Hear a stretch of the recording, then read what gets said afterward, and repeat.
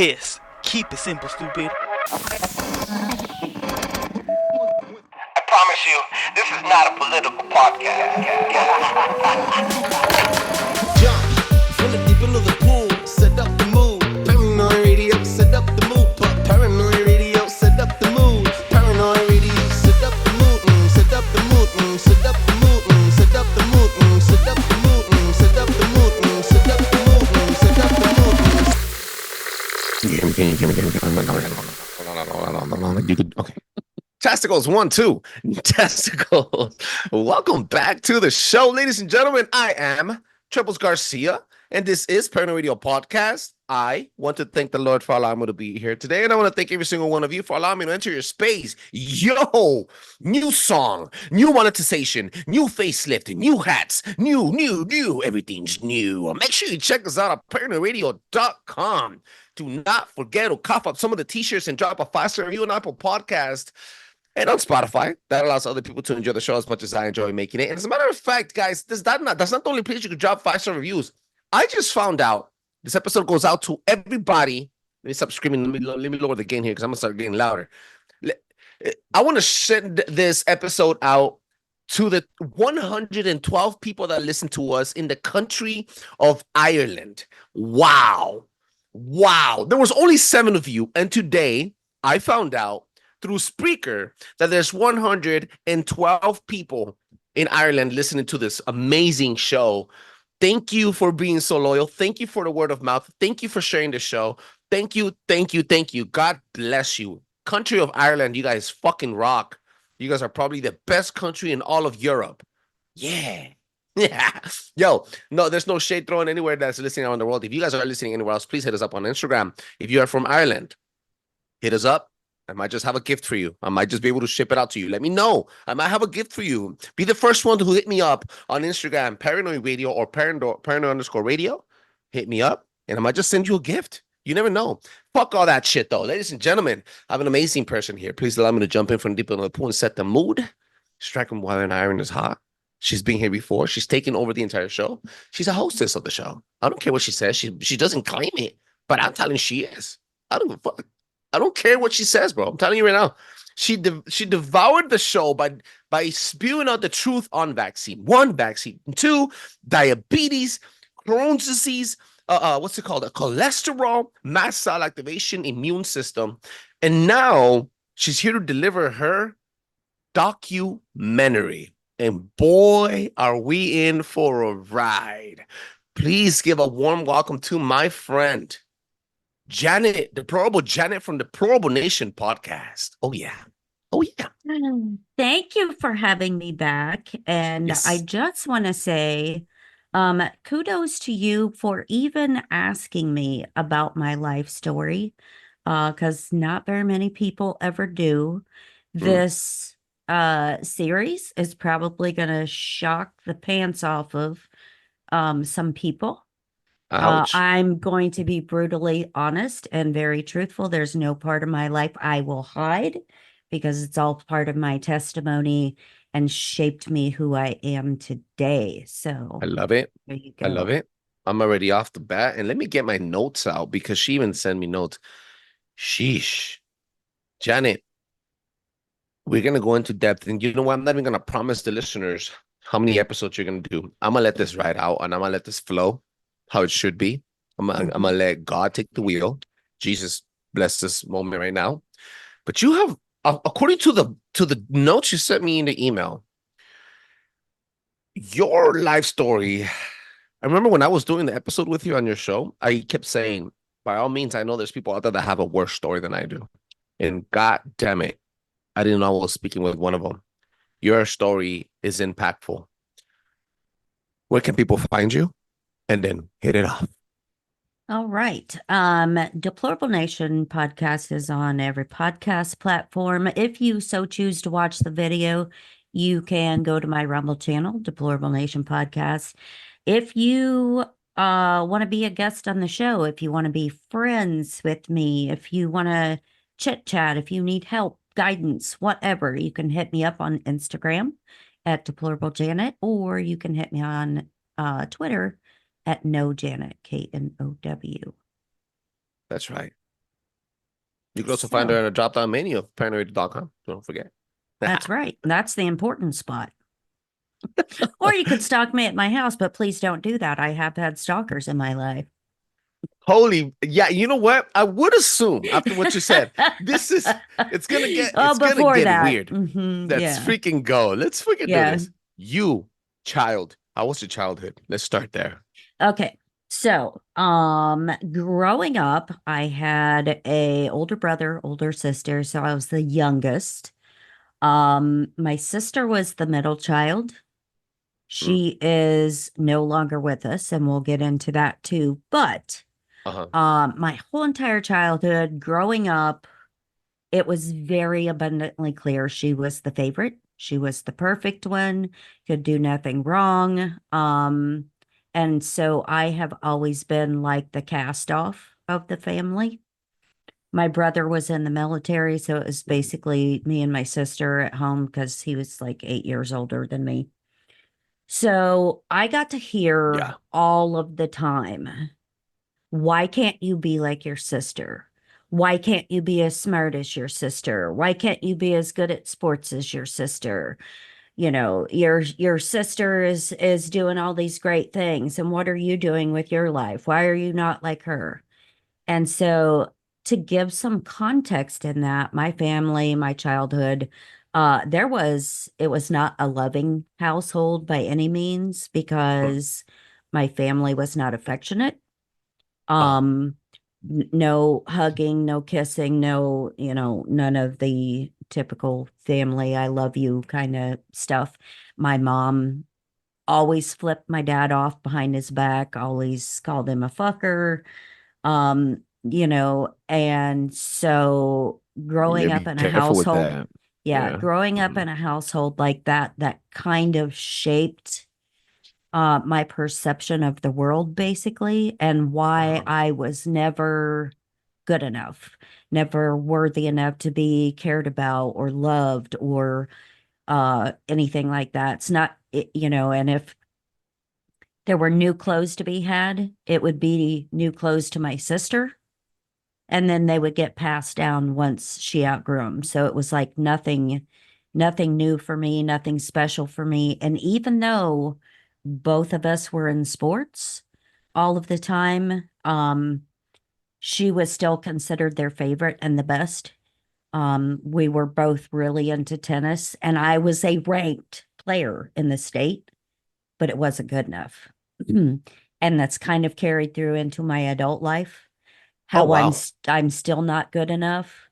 Uh-huh. Having a business degree, having a nursing degree, taking care of everybody when they need it. My mom went through cancer treatments last year, and I was the first one to go take care of her, even though the relationship is very fractured and has been Wow. for years.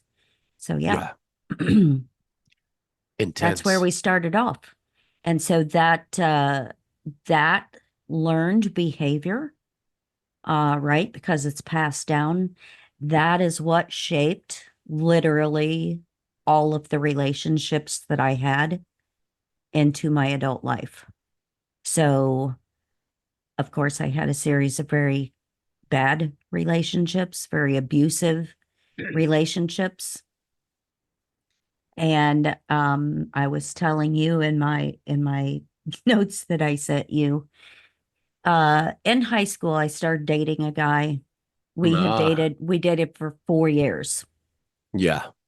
Super close. I spent tons of time together, and he asked me to marry him. So we got engaged. And the day that we got engaged, he was killed in a car accident. What? Um, Oh he God, dude. was found out that night, after I got word that P had died instantly in this car accident. He was partying with his best friend at some girl's house. And Oh, so they were boinking and drinking and whatever. And I hate to say this because people are going to probably be very incensed by this, yeah. but but God has saved me many times from very bad mistakes. And it's not always the way that we choose to be, right? Yeah. Yeah. But I think that was a course that had to happen because when that occurred, it kind of jolted me into a little bit of a different reality, I guess you could say. Holy smack.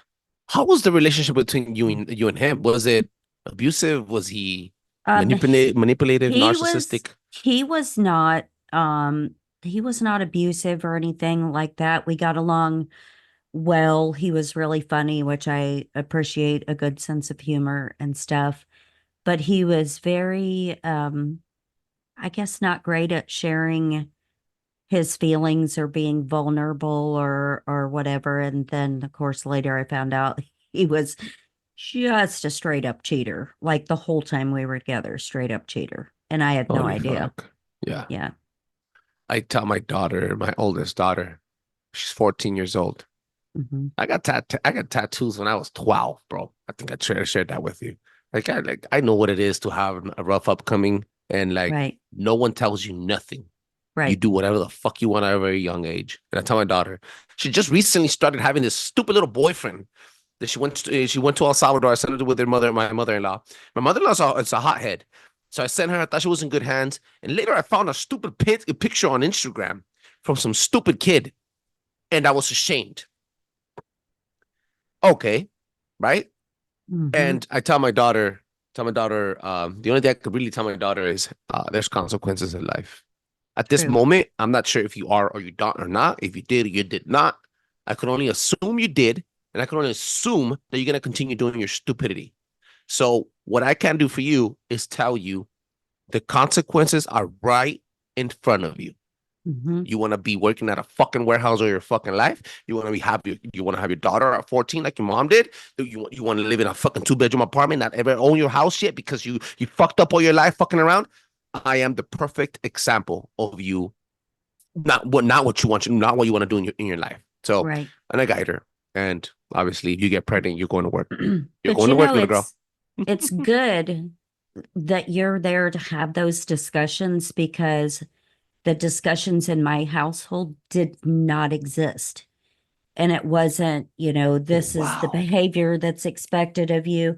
I grew up in Catholic school, right? So you Yeah. would think that they would have conversations with me, but it wasn't. We didn't have Mm, sex chats. Nothing. Like we didn't have any of the important parenting mm, discussions to guide me. And so compound that with the giving off the vibe like that you can't stand me.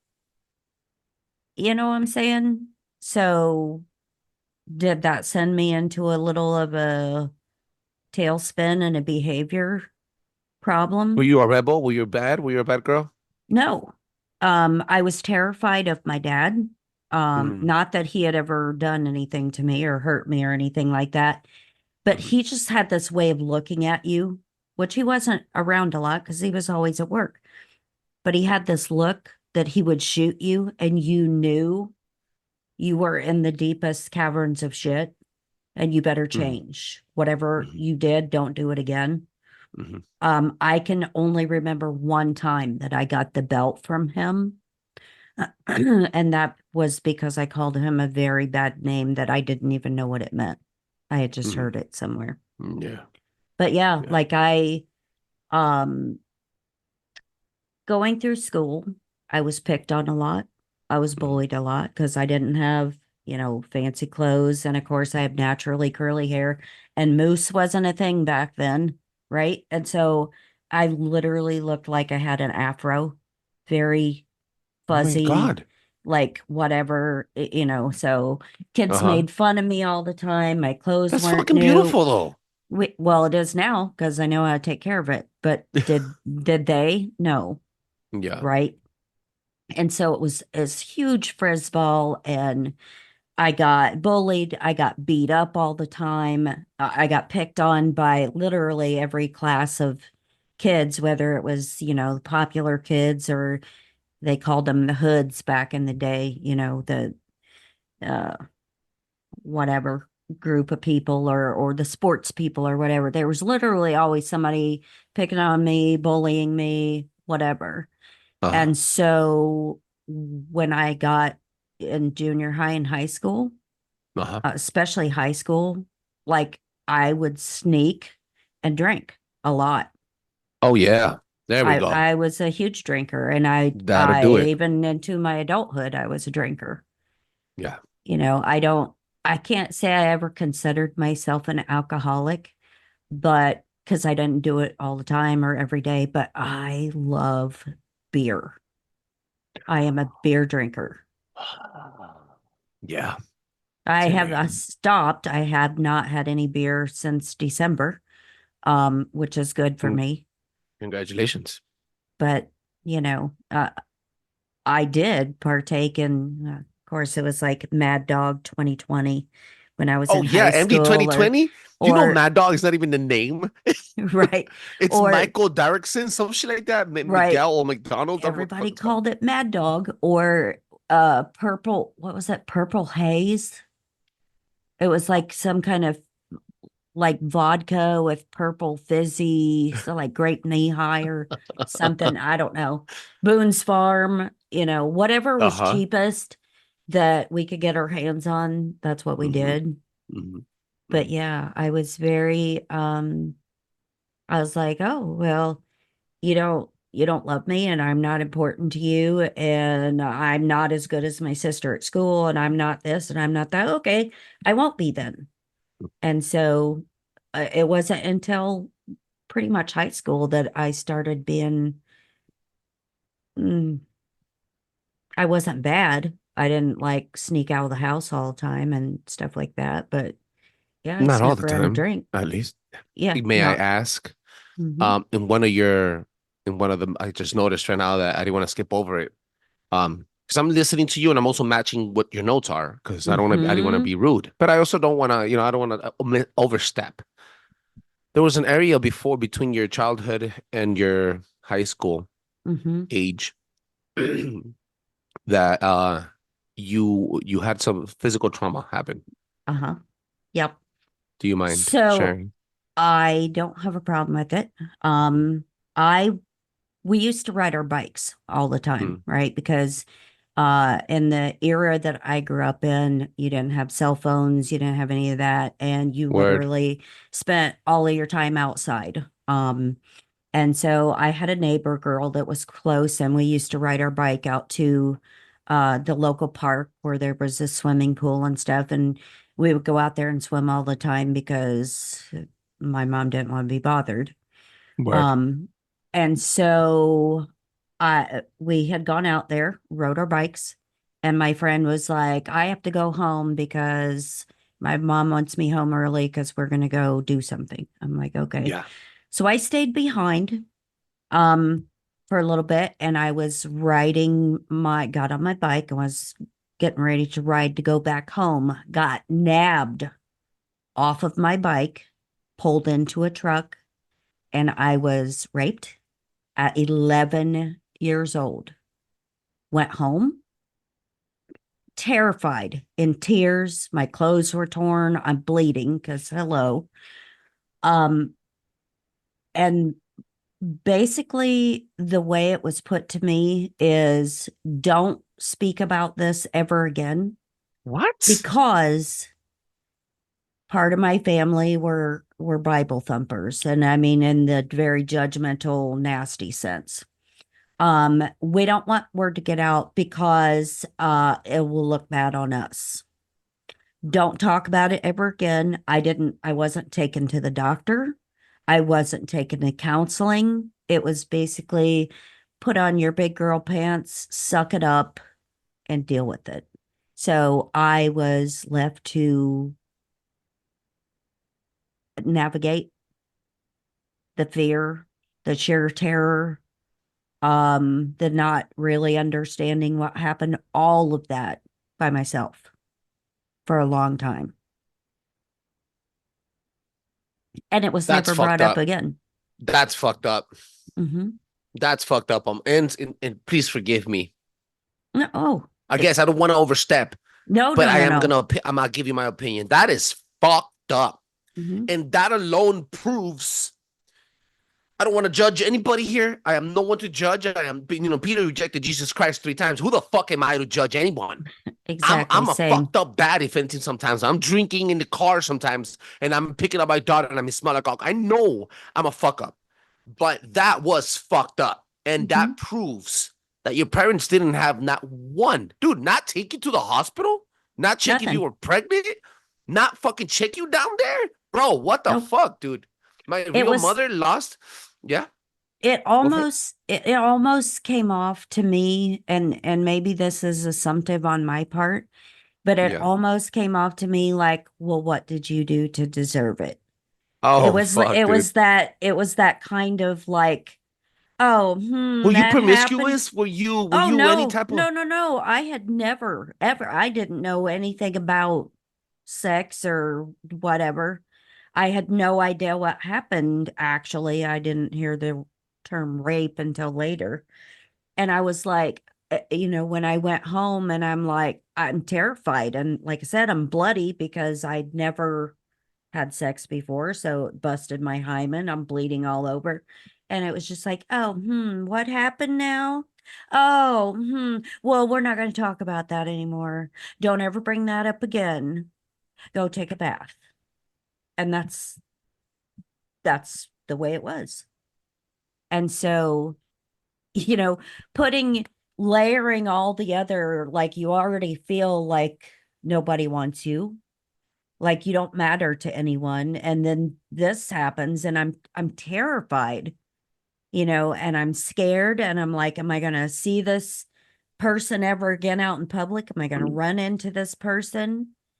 And of course it wasn't until years later that I found out that the person that perpetrated that was finally put in prison because he had done that to about 16 different Oh my God. children. Oh, you know what they Yeah, do to him in prison? yeah, Girl. Oh, yeah, girl. yeah, Man down. That's all they say when they flip that real yeah. fucking paper over. Oh yeah, So, definitely. like all of these things in my childhood just led me to be like sad, lonely, depressed, and really felt like outside of, my two friends that I had, that there was nothing. No, it's one of those things. Don't tell your dad about this. He doesn't need to worry about you. He doesn't. So my dad didn't know like 99% of what went on because he was at work. He was trying to Your support dad the probably family. would. Do you think your dad probably would have had a different reaction to that situation if he would have known at that A moment that it happened? 100,000%, because that person would probably have visited a cement yard, if you get my drift. Yeah. Yeah. Wow. But The period of you in high school drinking, being abused, overreacting. Not overreacting. I'm sorry. Overstimulated reactions, I want to say, because your hormones, the trauma, physical, mental mhm, abuse, right. probably weren't even close to having any type of spiritual guidance No, that and actually see, liberated you. yeah, and like I said, I grew up in Catholic school. We went to Catholic mass, but at the time, I wasn't obviously getting anything out of it. And I am and this sounds so weird to say, and some people are not going to get this, but I am, honest to God, so grateful for everything that has happened in my life, even the horrific stuff, because it's the journey and the path that I needed to walk to strengthen myself, to surrender myself to God, and to be able to be a better person, and to actually be the person that is there for everyone else now. I didn't have that, but that's what I can provide now. So I'm grateful for everything, even though it's literally a bunch of stuff. This at this level of relationship with you, believe it or not, I am extremely grateful too. I didn't know we were gonna get this deep, and don't want to take any more time for episode one, but I'm gonna ask you for a few more questions if you don't mind. Sure. So the time between high school and 24 years old, you had more issues. You Mm-hmm. had abuse issues, and you went Mm-hmm. through a miscarriage. Yeah, I started dating a guy after the fiance was killed in the car accident. Mhm. Um thought thought that it was a really great, wonderful, nice person. He was so physically abusive to me. I wound up in the hospital. Uh-huh. He broke my ribs. He broke my wrist. He threw me over a table because he was a drug addict, which I didn't Mm. know at the time either. But he had it in his head that I was sleeping with my dad, which Okay. couldn't be further from the truth. We had gone to like a park together or something, and I'm like, I have to pee so bad. My dad's like, well, go ahead and pee, and I'll stand watch and make sure nobody comes down this area or whatever. And from that, he got paranoid and was like, oh, you must be sleeping with your dad. And So if he's he even if he's doing drugs, the voices in your head, they take over. 100%. Oh So yeah. he Oh he yeah. threw me over a table. And like I said, I broke my ribs, broke my wrist, went to the hospital, healed from that. He ended up being a massive stalker. So had restraining orders, um, did the CODA shelter for a while Uh-huh. because this guy was seriously crazy. And he Yeah. made it very clear that he wanted to kill me. He wanted to kill my family. And even his own dad was terrified of him. And his dad's like, please hide. And Yeah. so that happened for a while. Uh-huh. And then I got I Oh, like got pregnant and with my ex-husband. Um and we were together for a very long time. And he was good at first. And then he turned into a raging alcoholic and a meth user and a coke addict and anything and everything he could get his hands on. And he was violent physically. He was very verbally abusive. I was nothing, and I would live in a trailer park if it wasn't for him, and all of this stuff. So it was like walking on eggshells every day in my house and wondering like what kind of mood is he going to be in when he gets up. So when I was pregnant with my daughter, um, we had gone to Michigan to visit his dad, and he was on all kinds of drugs and he was drunk. And he punched me in the stomach really hard while I was pregnant and went to the hospital and had to be put on medications and strict bed rest because he almost made me lose my daughter by hitting me in the stomach. So um the abuse was crazy. And like I said, he was never like that before, but he was on so many different kinds of drugs. And then he got into manufacturing drugs and transporting them across state lines and all kinds of stuff. So we got divorced when she was 2. yeah. And he still to this day does the same kind of stuff, but he had sexually abused her as well, which I didn't know at the time. What? He sexually abused a neighbor's kids. He's been married 7 times and has tried to sexually molest every one of his wife's children, and none of the children live with them. None of them. So I picked a real winner. I tried my very best to stick it out and stay with him and whatever, but that I just couldn't do it anymore. I was terrified for myself. I was terrified for my daughter.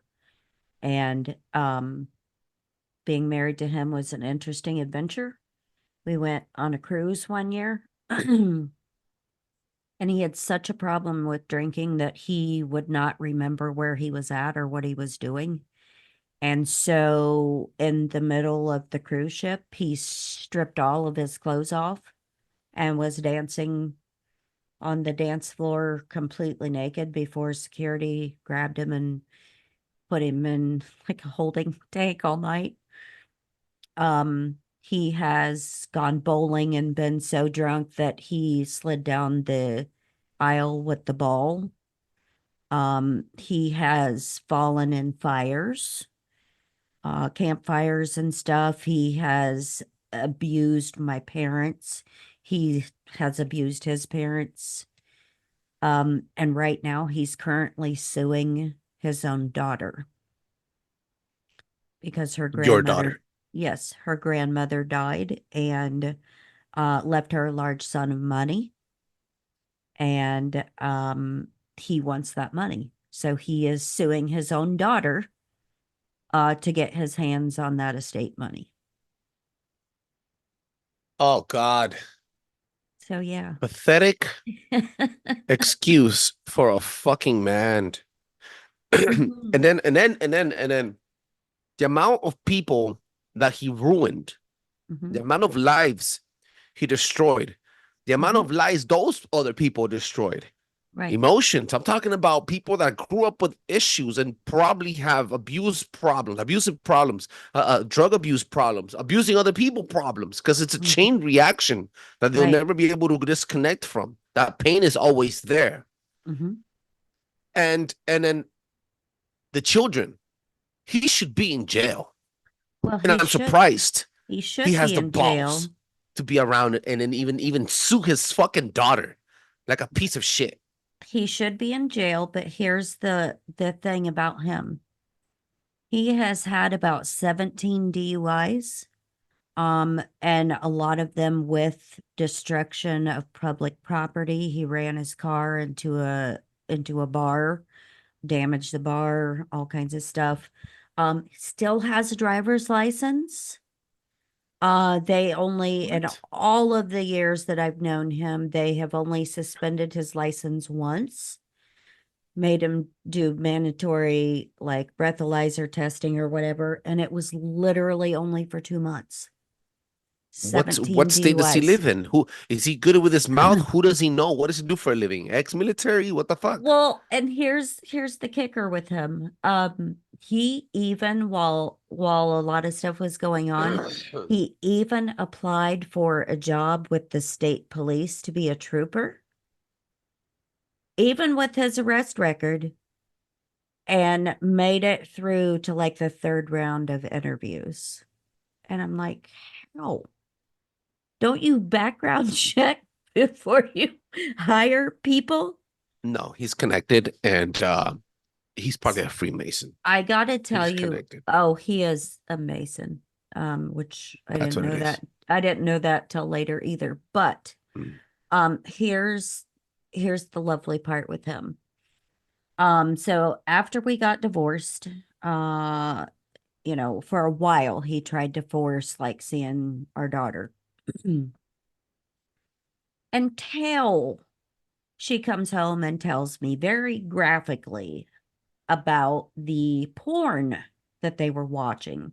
She's 6 at this time. Mhm. Graphic detail that no 6-year-old would ever know. Mhm. So she's telling me all this. I call CPS and they do an investigation. And oh, well, it's no different than walking in on your parents having sex together. What? That was the first time.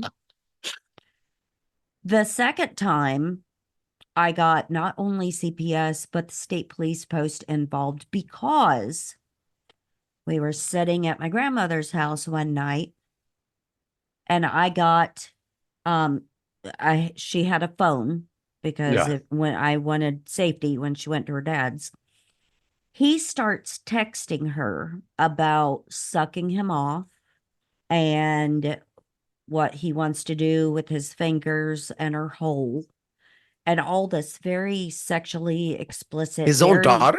his own daughter. Immediately take her phone, take it to the state police post. They're transcribing everything from her phone. CPS gets called. They get involved. They do an investigation. Well, he says he was texting his wife. And I'm like, who was sitting on the couch next to him? I'm like, he knew he was texting his daughter, because she was like, what is wrong with you, Dad? So he knew he was He's texting fucked her. up on drugs, man. This guy's all So fucked up. the CPS didn't do anything. State police didn't do anything. Then they find out that he is manufacturing meth, and using his pharmacist wife at the time to get the supplies that he needed. Yeah. Transporting across the state line, and they catch him with the meth lab in our old house. They catch him with this large quantity of drugs, and not a fucking thing happens to him. The court What? system never once ever put him in jail, put him in prison, took away his license. Nothing ever happened to him, ever. Still to this This day. guy, no. This guy, that again, what I told you about your parents earlier, this proves that this guy has definitely some deep connections with other people, or he was Mhm. already involved with some federal investigations and he was a fucking whistleblower, or he was rolling over some other people. Well, I just got off the he's mic. definitely a Mason, because I found that later on that him and his stepdad were both Masons, and there's stuff that his stepdad did too. So Yeah, yeah. And he has some coverage because of the people that he knows. And especially if it's like in a small town and stuff like that, they definitely have mhm. strings attached with high powers. Yeah. Janet, and this is the cliffhanger here.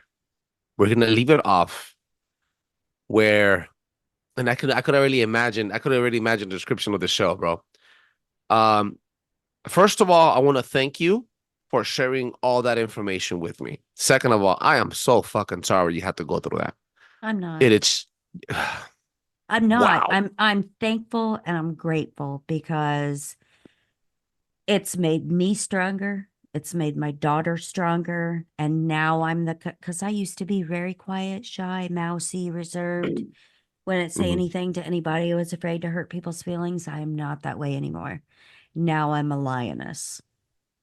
And these things had to happen to make me into a warrior. The Warrior series. This is a new Warrior series here. Janet, Deplorable Janet, and I'm gonna call it, if you're okay with it, Deplorable Origins. It Mhm. is an amazing start of the series. Um, I'm thankful to God, and I'm always gonna tell you this. Thank you again for being here and sharing this moment with me, sharing your story with us. This is just episode 1, and we're gonna leave it there with the Freemason fuckface suing his freaking daughter, amongst other fucking things. Mhm. Thank you so much. Janet, where can they find you? Okay. Find Deplorable Nation on every podcast platform or on Rumble if you so choose.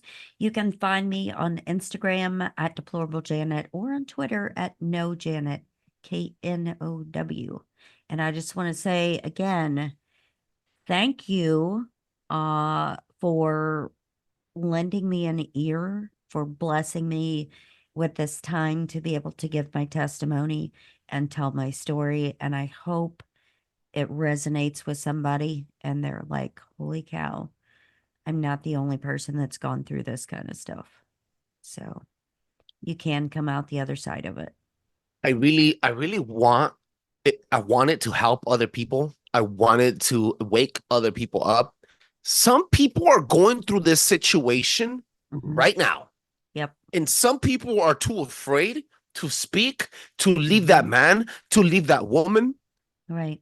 to tell on your dad, tell on your mother, Mm-hmm. to do the right thing. They're afraid. They're afraid for their kids. They're afraid for their household, for their privileged life. Mm-hmm. But sometimes you got to take the step to be free. And freedom Absolutely. doesn't have a cost. Freedom isn't free. You have to fight for it. And be motivated. And if you need guidance, by all means, if you're going through anything that's like this, and if it moves you, and if you feel ready, when you are ready, hit up Deplorable Janet at the Deplorable Nation podcast. You could find the link to her at the description of the show. And you could also find her at paranoidradio.com. Thank you so much, Janet, for being here, for sharing this episode 1 of Deplorable Origins. And let's keep them coming. Ladies and gentlemen, do not forget to drop a 5-star review on Apple Podcasts and on Spotify. It allows other people to enjoy the show as much as I enjoy making it. Peace out, guys. Thank you. Paranoid Radio.